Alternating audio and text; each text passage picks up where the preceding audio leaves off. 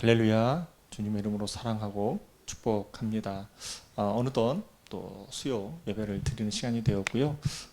제가 아직 컨디션이 제대로 회복되질 않아서 조금 피곤하고 다소 좀 지친감이 있는데 이 점을 좀 이해해 주셨으면 좋겠고요. 저희들이 지금 함께 찬양을 할 텐데요. 가급적이면 좀 찬양을 짧게 하려고 합니다. 네. 특별히 찬송가 545장 이 눈에 아무 증거 아니 배워도 라는 찬양이 있습니다. 이 가사가 너무 좋습니다.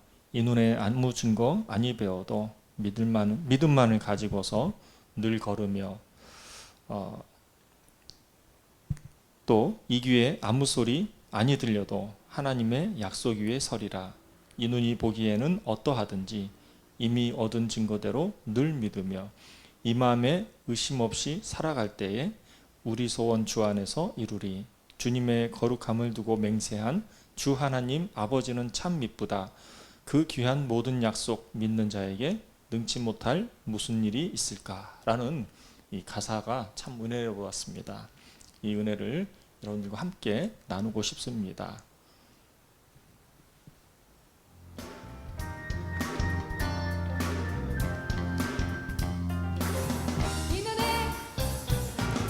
이 눈에 아무 증거 아니 배워도 믿음만을 가지고서 늘 걸으며 이 귀에 아무 소리 아니 들려도 하나님의 약속 위에 서리라.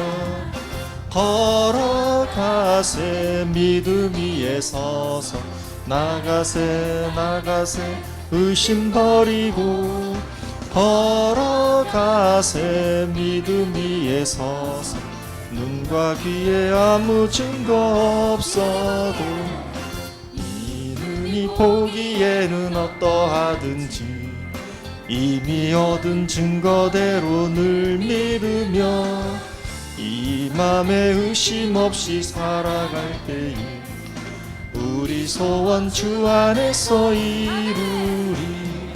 걸어가세 믿음 위에 서서 나가세 의심 버리고 걸어가세 믿음 위에 서서 눈과 귀에 아무 증거 없어도 주로 가세 믿음 위에 서서 나가세 의심 버리고 걸어가세 믿음 위에 서서 눈과 귀에 아무 증거 없어도 주님의 거룩함을 두고 맹세한 주 하나님 아버지는 참 미쁘다. 그 귀한 모든 약속 믿는 자에게 능치 못할 무슨 일이 있을까. 걸어가세 믿음이 아멘 나가세 의심 버리고 걸어가세 믿음 위에 서서 눈과 귀에 아무 증거 없어도 아멘. 이 찬양 부르는데 자꾸 울컥하네요. 예. 그렇습니다. 오늘 말씀 함께 나눠보겠습니다. 오늘 창세기 17장입니다. 오늘 하나님께서 여러분들에게 주시는 말씀 창세기 17장 17절에서 15절에서 27절 말씀 될 것 같습니다. 제가 말씀 읽겠습니다. 하나님이 또 아브라함에게 이르시되 내 아내 사레는 이름을 사레라 하지 말고 사라라 하라. 16절 내가 그에게 복을 주어 그가 내게 아들을 낳아 주게 하며 내가 그에게 복을 주어 그를 여러 민족의 어머니가 되게 하리니 민족의 여러 왕이 그에게서 나리라. 17절 아브라함이 엎드려 웃으며 마음속으로 이르되 백제된 사람이 어찌 자식을 낳을까. 사라는 90세니 어찌 출산하리요 하고. 18절 아브라함이 이에 하나님께 아뢰되 이스마엘이나 하나님 앞에 살기를 원하나이다. 19절 하나님이 이르시되 아니라 내 아내 사라가 내게 아들을 낳으리니 너는 그 이름을 이삭이라 하라. 내가 그와 내 언약을 세우리니 그의 후손에게 영원한 언약이 되리라. 20절 이스마엘에 대하여는 내가 내 말을 들었나니 내가 그에게 복을 주어 그를 매우 크게 생육하고 번성하게 할지라. 그가 12두령을 낳으리니 내가 그를 큰 나라가 되게 하려니와. 21절 내 언약은 내가 내년 이 시기에 사라가 내게 낳을 이삭과 세우리라. 22절 하나님이 아브라함과 말씀을 마치시고 그를 떠나 올라가셨더라.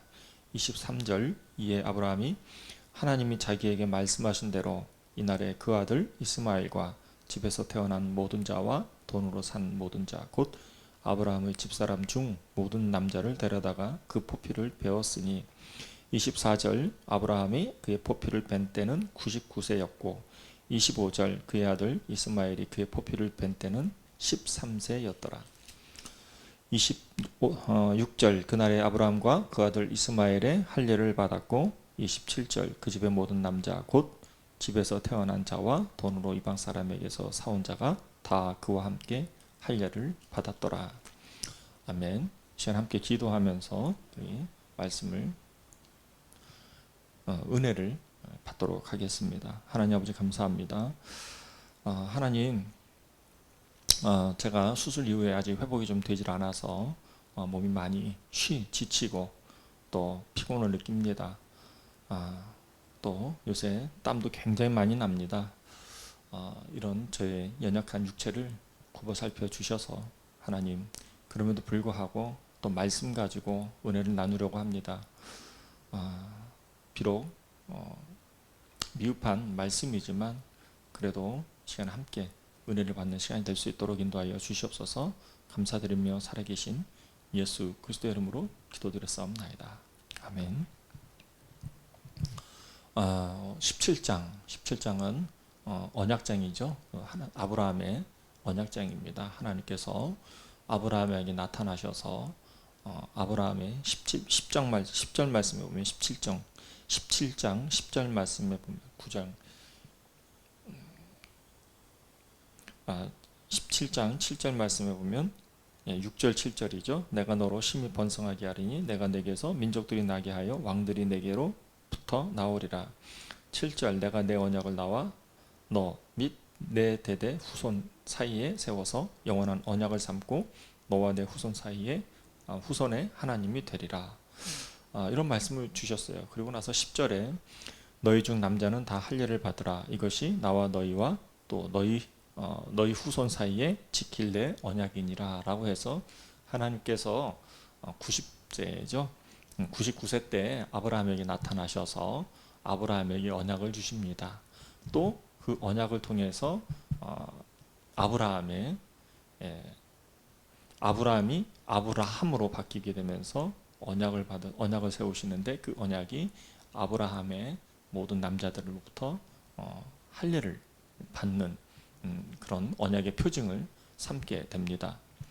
또 여기서 끝나지 않고 오늘 말씀이죠. 17장 15절에서 27절 말씀을 통해서 말씀을 해주시는데 무엇보다도 15절에서 22절 말씀 가운데서 아브라함에게 99세인 아브라함에게 90세인 사레 이름을 사라라고 바꿉니다. 하나님께서. 그래서 사라와 함께 그 사이에서 또 자녀를 낳는다라고 얘기를 하십니다. 그리고 이 자녀의 이름은 이삭이고 이삭은 언약이라고 얘기합니다. 영원한 언약이라고 얘기를 합니다. 그게 19절 말씀이에요.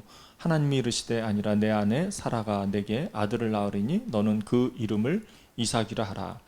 내가 그와 내 언약을 세우리니 그의 후손에게 영원한 언약이 되리라 라고 말씀하십니다.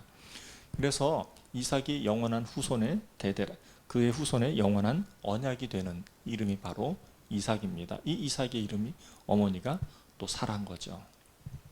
그리고 나서 23절부터 27절 말씀에는 아브라함의 모든 남자들이 이제 다 할례를 받는 실행하는 그런 장면들이 나오게 됩니다. 저는 이 말씀을 묵상하는 가운데서 말씀을 이렇게 정리를 해봤어요. 이 말씀 솔직히 말씀드리면 잘 정리가 안 됐어요. 정리가 잘 안 됐는데 이제 예배드리기 직전에 제가 나름대로 또 정리를 해봤는데요. 하나님께서 아브라함에게 언약을 주시고 또 아브라함 통해서 사라에게 또 언약을 주셔서 이 언약은 영원한 영원히 대대로 흐르는 그런 축복의 통로로 세우시는구나 라는 생각이 들었습니다. 이 말인즉슨 하나님께서 아브라함과 사라에게 복을 주시는데요, 자기만 받는 복이 아니에요.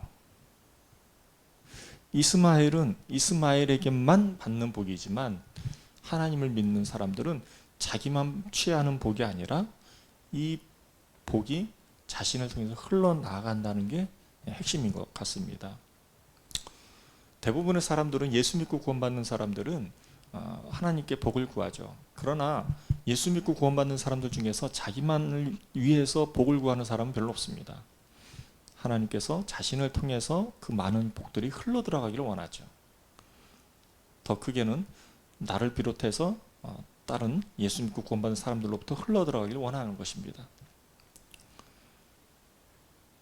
그러나 예수 믿고 구원받은 사람들 중에서도 혹은 하나님으로부터 상처를 받고 현실적인 괴리감을 받아서 자신의 욕구를 채워주지 않는다라고 해서 하나님한테 원망하고 또 원성을 사는 모습들을 많이 보게 됩니다. 그런데 오늘 말씀을 보면 하나님께서 아브라함에게 복을 주시는데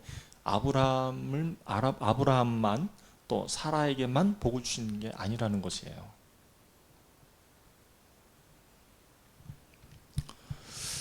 저는 이 말씀을 묵상하는 가운데서 제가 좀 전에 이제 아는 집사님하고 식사 약속을 해서 식사를 하면서 이런저런 얘기를 하였어요. 이런저런 얘기를 하는 가운데서 그 집사님이 제게 그런 말씀을 하셨어요. 자신이 하나님으로부터 받은 말씀이 두 가지가 있었다고 합니다. 하나는 사도행전 1장 8절. 1장 8절 다 아시죠? 성령이 너에게 임하시면 권능을 받고 예루살렘과 온 유다와 사마리아와 땅끝까지 이르러 내 증인이 되리라 라는 말씀하고, 또 다른 하나의 말씀은 다윗이 두 물맷돌을 가지고 골리앗을 무너뜨릴 때 그 두 물맷돌을 가지고 나아가라 라는 말씀을 들었다고 합니다. 그 말씀을 표대로 삼아서 또 언약으로 삼아서 그 집사님께서는 이제 선교단체에 법인을 세우고 조금 더 투명성 있게 체계적인 선교를 하겠다라는 그런 말씀을 제가 듣게 되었습니다. 그분은 굳이 그런 거 안 해도 돼요. 물질적으로도 충분한 여유가 있을 뿐더러 그분은 생활에도 되게 여유가 있는 분이에요. 그럼에도 불구하고 그분이 왜 그런 선교단체를 세우고 왜 선교를 해야 될까요? 왜 부담감을 가지면서도 그런 일을 해야만 할까요? 그거는 바로 오늘 말씀처럼 하나님께서 그 집사님에게 언약을 주셨어요. 그 언약, 그건 복이에요. 그 복에서 거기서 멈추는 게 아니죠. 자신만 취하는 복이 아니라 자신만 취하는 복이 아니라 남에게 흘려보내는 자신의 축복의 복의 근원이 되는 그런 도구로 쓰신다는 것이죠. 근데 여기에 갈등과 고민이 있습니다. 저도 한때 그랬습니다. 하나님으로부터 말씀을 받았어요. 말씀을 받았는데 그 말씀을 받고 난 이후에 우리는 우리의 기도 응답이 언제 이루어지지? 말씀의 언약이 언제 이루어지지? 여기 우리의 그 관심사 안에만 집중을 한다는 거죠. 아브라함도 그렇지 않습니까? 사라에게 하나님께서 사례를 사라라고 해서 이름을 바꾸시면서 또 뭐라고 얘기합니까? 사라를 통해서 언약을 세우는데 그 언약이 어떤 사람입니까? 이삭이라는 거예요. 아브라함은 어떤 생각을 갖고 있었습니까? 하나님, 제 나이가 벌써 90세가 넘었는데 제 아내가 90세고 제가 99세인데 이제 와서 무슨 아이를 낳으란 말입니까?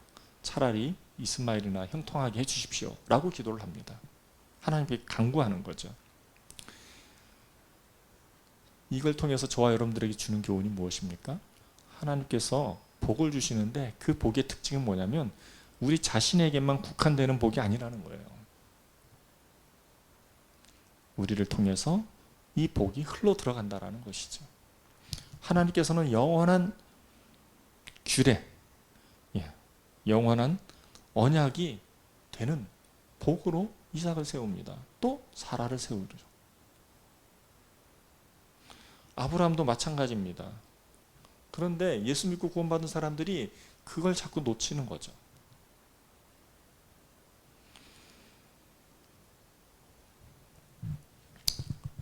저도 이제 제 삶을 반추해서 이제 마무리 지려고 합니다. 제가 병원에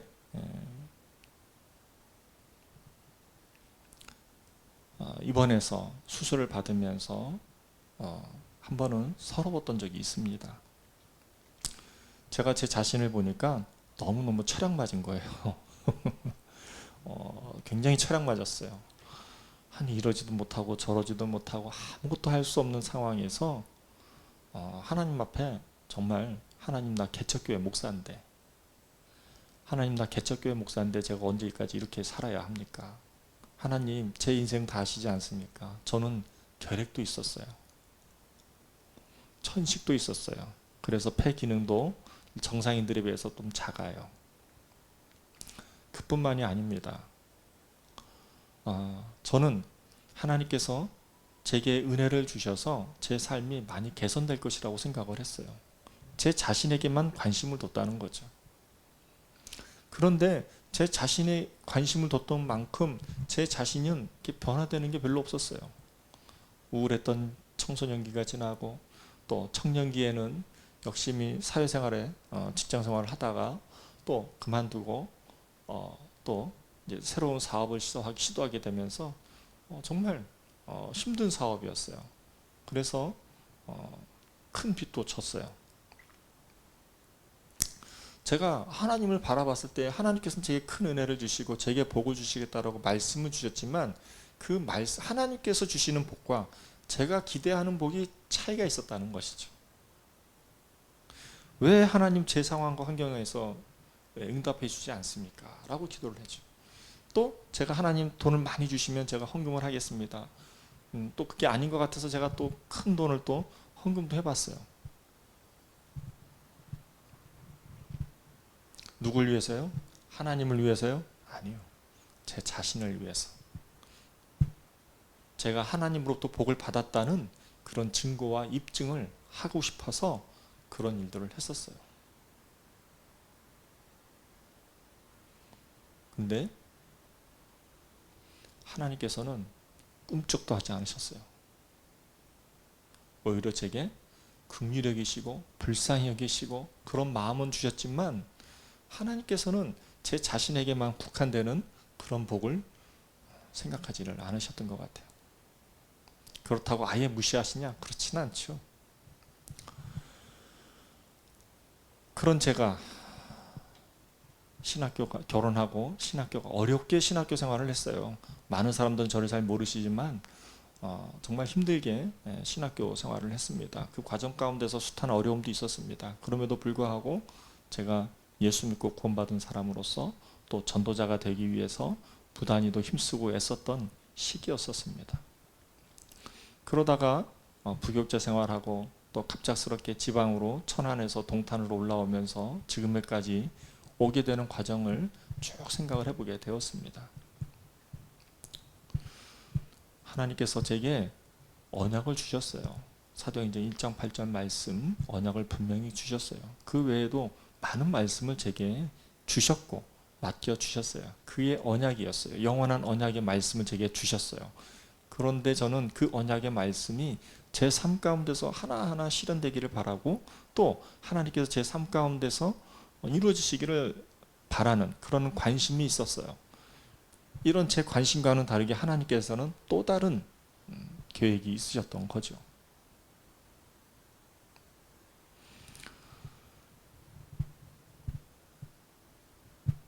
하나님, 제가 개척교회 목사하고 참 힘들고 어려운 인생의 여정들을 살아왔습니다. 하나님, 힘들고 어려운 수술 다 끝나고 이렇게 아무것도 할 수 없는 상황 환경 가운데서 하나님, 저 너무 힘듭니다 라는 기도를 하였을 때 제 눈가에 눈물이 많이 흘렀습니다. 하나님께서 제게 많은 위로를 해주셨어요.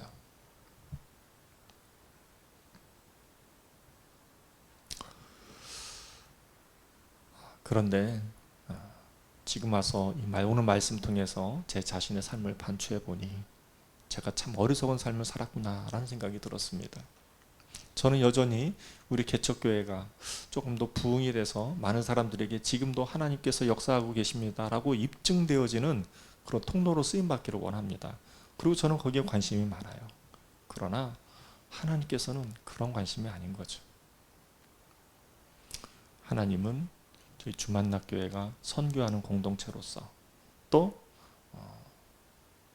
선교 단체를 세우는 그런 교회로서 하나님의 관심은 저희를 교회를 통해서 저희 교회 내에서만 관심 갖는 게 아니라 더 넓은 계획이 있다는 것을 오늘 말씀을 통해서 깨닫게 되었습니다.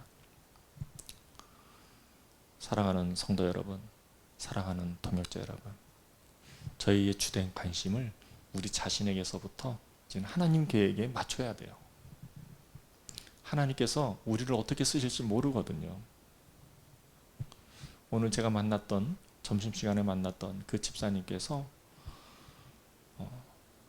본인은 부담감을 갖지만 본인이 왜 사업을 해야 되고 왜 비즈니스를 통해서 왜 이러한 일들을 해야 하는지를 분명히 안다고 얘기를 했어요. 그것은 뭐냐면 자신의 주된 관심에서 벗어나서 하나님의 계획에 동참하기 위해서 한다는 얘기를 했어요. 하나님의 구속사적인 관점에서 하나님께서 이루셔야 할 그런 하나님의 계획에 저와 여러분들이 참여해서 좀 더 넓은 그런 하나님의 계획에 동참해서 저와 여러분들이 큰 은혜를 받았으면 좋겠습니다. 하나님의 계획에 저와 여러분들이 초청된 거예요. 그 계획에 저와 여러분들이 참여하기만 하면 되는 거예요. 어떻게 참여해요? 내게 관심을 뒀던 것을 내려놓는 거죠. 세상의 신을 벗어야 되는 거죠. 모세가 거룩한 곳에서의 신을 벗었던 것처럼 저와 여러분도 세상의 신을 벗어놓고 맨발로 하나님 앞에 순종해서 나아가는 게 중요하다는 것입니다. 저와 여러분들이 그러한 삶을 살았으면 좋겠습니다. 기도하겠습니다. 하나님 아버지 감사합니다. 하나님, 그렇습니다. 하나님께서 저희들에게 말씀을 주시고 그 말씀을 부여잡고 저희들이 세상과 싸워서 나아가면서 저희들의 주된 관심은 하나님의 계획보다 우리 자신에게 또 하나님께서 우리에게 주신 복들에 대해서 많은 관심을 두고 거기에 예민하게 반응했었던 것이 사실입니다. 그러다 보니까 저는 개척교회 목사였고 지나온 삶들을 되돌이켜 봤을 때 참 힘들고 어려운 삶을 살아왔구나라는 생각을 해보게 되었습니다.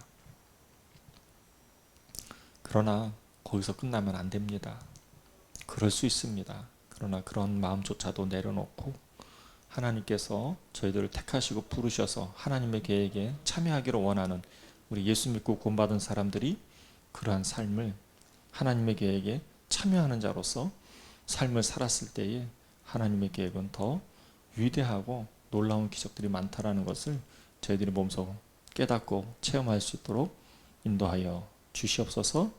감사드리며 살아계신 예수 그리스도의 이름으로 기도드렸사옵나이다. 아멘.